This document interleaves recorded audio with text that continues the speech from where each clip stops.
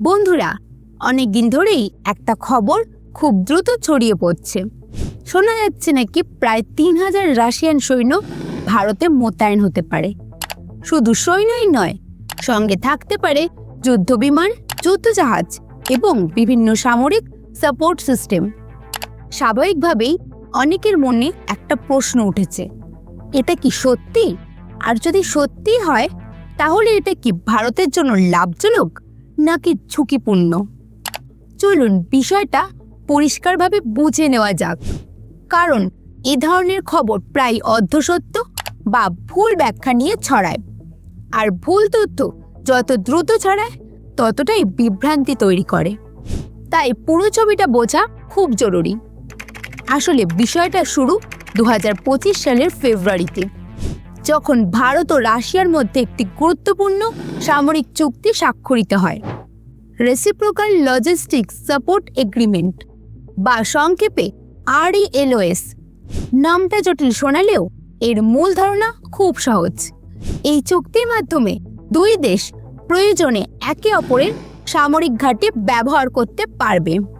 অর্থাৎ নির্দিষ্ট পরিস্থিতিতে সৈন্য, যুদ্ধজাহাজ, ফাইটার জেট, এমনকি বড় সামরিক প্ল্যাটফর্মও একে অপরের দেশে অবস্থান করতে পারে। তবে এখানে একটা ভুল ধারণা তৈরি হয়েছে। অনেকেই ভাবছেন এই সৈন্যরা সরাসরি যুদ্ধ করার জন্য আসবে। বাস্তবে কিন্তু বিষয়টা তার নয়। এ ধরনের মোতায়েনের মূল উদ্দেশ্য যুদ্ধ নয়, বরং ট্রেনিং, কোঅর্ডিনেশন এবং অপারেশন আন্ডারস্ট্যান্ডিং বাড়ানো।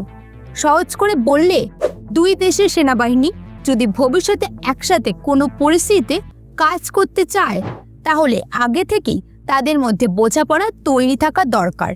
কে কিভাবে কাজ করবে, কোন পরিস্থিতিতে কিভাবে প্রতিক্রিয়া জানাবে, এই সবই এই ব্যবস্থার মাধ্যমে ধীরে ধীরে গড়ে তোলা হয়।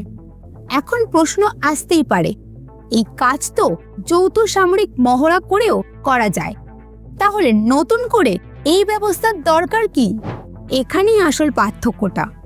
আগে প্রতিবার মহড়ার জন্য আলাদা করে সৈন্য ও সরঞ্জাম এক দেশ থেকে আরেক দেশে পাঠানো হতো। এতে সময় লাগতো, খরচও বাড়তো এবং অনেক সময় লজিস্টিক্সে সমস্যাও দেখা দিত। কিন্তু যদি নির্দিষ্ট সংখ্যক সৈন্য আগে থেকেই অবস্থান করে, তাহলে তারা নিয়মিত ছোট ছোট ড্রিল, ট্রেনিং এবং কোঅর্ডিনেশন প্র্যাকটিস চালিয়ে যেতে পারবে। এতে পুরো প্রক্রিয়াটাই অনেক বেশি স্মুথ, দ্রুত এবং কার্যকর হয়ে ওঠে। এবার আসি ভারতের লাভের কথায়।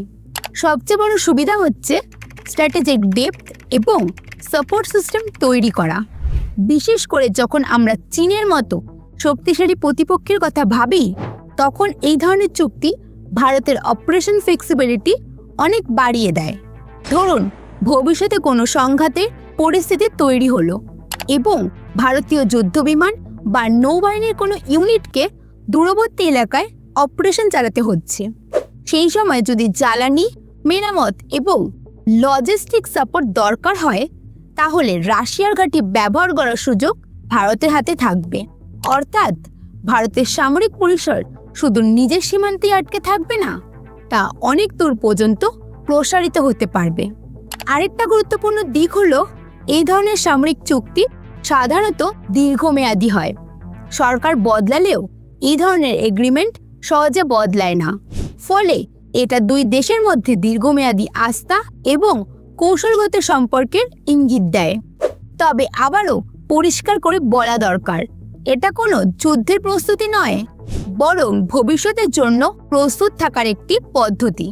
তাই রাশিয়ার সৈন্য ভারতে এসে যুদ্ধ করবে, এই ধারণাটি পুরোপুরি সঠিক নয়। এখন বিষয়টা আরও গভীরে গেলে দেখা যায়, এটার একটা বড় জিওপলিটিক্যাল প্রভাবও রয়েছে। চীনের দিকে যদি আমরা তাকাই, তাহলে একটা গুরুত্বপূর্ণ তথ্য সামনে আসে। চীনের বেশিরভাগ জনসংখ্যা এবং অর্থনৈতিক কার্যকলাপ পূর্ব দিকে কেন্দ্রীভূত, কিন্তু সেই অঞ্চল ভারত থেকে অনেক দূরে। সেখানে কোনো প্রভাব তৈরি করতে গেলে শুধু সামরিক শক্তি নয়, দরকার হয় দীর্ঘমেয়াদী লজিস্টিক সাপোর্ট এবং নির্ভরযোগ্য অংশীদার। আর এখানেই রাশিয়ার গুরুত্ব বাড়ে, কারণ বাস্তবতা হলো আমেরিকার মিত্র দেশগুলো সবসময় ভারতের জন্য নির্ভরযোগ্য বিকল্প নাও হতে পারে। প্রত্যেক দেশের একটা নিজস্ব সীমাবদ্ধতা আছে, কিন্তু রাশিয়া এমন একটা দেশ যা সরাসরি সংঘাতে না জড়িয়েও ভারতের উপস্থিতিকে সাস্টেন করতে সাহায্য করতে পারে। এই কারণেই RLOS শুধু একটি চুক্তি নয়, এটি একটি কৌশলগত সুযোগ। এর মাধ্যমে ভারত চাইলেই রাশিয়ার বিভিন্ন অঞ্চলে উপস্থিতি বাড়াতে পারে, নজরদারি বাড়াতে পারে এবং নিজের অপারেশন রিচ অনেক দূর পর্যন্ত নিয়ে যেতে পারে। এখানে পুরো খেলাটা আরো ইন্টারেস্টিং হয়ে যায়, কারণ এই পদক্ষেপ একদিকে চীনের জন্য একটি চাপ তৈরি করে, অন্যদিকে আমেরিকার কাছেও একটি নতুন প্রশ্ন তুলে ধরে। আন্তর্জাতিক রাজনীতিতে শক্তির ভারসাম্য সব সময় পরিবর্তনশীল, আর এই ধরনের চুক্তি সেই পরিবর্তনকেই আরো ত্বরান্বিত করতে পারে। আর এর পাশাপাশি আরেকটা বিষয় খেয়াল রাখা দরকার, গত কয়েক বছরে রাশিয়া ও চায়নার মধ্যে সম্পর্ক অনেকটাই ঘনিষ্ঠ হয়েছে।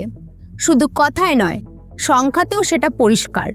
2024 সালে দুই দেশের মধ্যে দ্বিপাক্ষিক বাণিজ্য প্রায় $200 বিলিয়ন ছুঁয়েছে, যা আগের তুলনায় রেকর্ড লেভেল। বিশেষ করে এনার্জি সেক্টরে চায়না এখন রাশিয়ার সবথেকে বড় বায়ারদের মধ্যে একটি। ভারতের জন্য এটা স্বাভাবিকভাবেই একটা উদ্বেগের বিষয় ছিল, তাই ভারত গত কয়েক বছরে নিজের স্ট্র্যাটেজি বদলেছে। উদাহরণ হিসাবে 2021 সালে ভারতের মোট ক্রুড অয়েল ইম্পোর্টে রাশিয়ার অংশ ছিল 2%-এরও কম, কিন্তু 2024 থেকে 25 সালের মধ্যে সেটা বেড়ে 30 থেকে 35 পর্যন্ত পৌঁছে গেছে। অর্থাৎ ইন্ডিয়া শুধু মিলিটারি না, ইকোনমিক লেভেলেও রাশিয়ার সঙ্গে এঙ্গেজমেন্ট বাড়াচ্ছে। এই নতুন চুক্তিটাও সেই বড় কৌশলেরই একটা অংশ বলা যায়। ভাবুন, যখন ভারতীয় যুদ্ধজাহাজ বা এয়ারক্রাফট রাশিয়ার ঘাঁটিতে অ্যাক্সেস পায়, তখন সেটা শুধু মিলিটারি সুবিধা নয়, এটা এমন একটা স্ট্রং জিওপলিটিক্যাল সিগন্যাল। এর মানে ইন্ডিয়া তার অপারেশন রিচ হাজার হাজার কিলোমিটার পর্যন্ত এক্সটেন্ড করতে পারছে এবং একই সঙ্গে নিজের স্ট্র্যাটেজিক অটোনমি বজায় রাখছে। এখানে মাল্টি এগ্রিমেন্ট কৌশলটা স্পষ্ট হয়ে যায়। ইন্ডিয়া একদিকে আমেরিকার সাথে পার্টনারশিপ রাখছে, আবার অন্যদিকে রাশিয়ার সাথেও ডিপ কোঅর্ডিনেশন বজায় রাখছে। শেষ পর্যন্ত প্রশ্নটা কিন্তু থেকেই যায়, এই নতুন সমীকরণে আমেরিকা কিভাবে রিয়াক্ট করবে। বন্ধুরা, এই বিষয়ে আপনাদের মতামত কমেন্টে জানাতে ভুলবেন না। আর আজকের ভিডিওটা আমরা এখানেই শেষ করছি। ভিডিওটা যদি ভালো লাগে ভিডিওটা একটা লাইক করুন, বন্ধুদের সাথে শেয়ার করে দিন এবং চ্যানেলে যদি নতুন হয়ে থাকেন চ্যানেলটাকে সাবস্ক্রাইব করে পাশের বেল আইকনটিকে অল করতে ভুলবেন না। দেখা হবে পরের ভিডিওতে। জয় হিন্দ, জয় ভারত।